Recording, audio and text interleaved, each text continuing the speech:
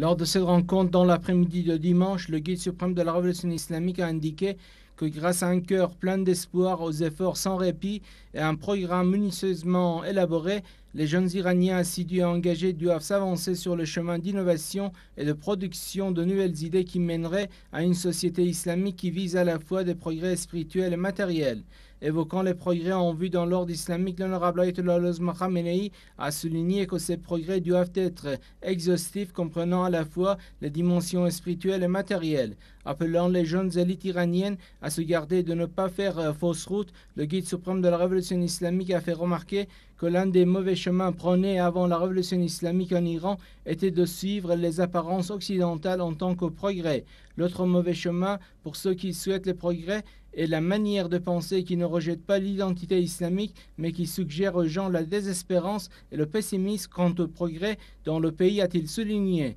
Fustigeant certains individus qui cherchent à divulguer cette pensée, le guide suprême de la révolution islamique a affirmé, je cite, « Malheureusement, on appelle le réalisme cette méthode de pensée et cela signifie qu'un peuple musulman est condamné à suivre l'Occident. Cette fausse pensée est contraire aux expériences de longue date de l'humanité car Dieu n'a jamais créé un peuple comme détenteur de progrès », a-t-il poursuivi. Se réjouissant des progrès enregistrés en Iran au cours des dernières années, le guide suprême de la révolution islamique a fait remarquer que cette fausse vision considérait inutile et vain les progrès actuels lorsqu'on était au début du chemin. Mais la jeune laborieuse musulmane iranienne, dans certaines branches de la science, est parvenue grâce à sa persévérance et à ses efforts à un niveau qui dépasse même le niveau mondial.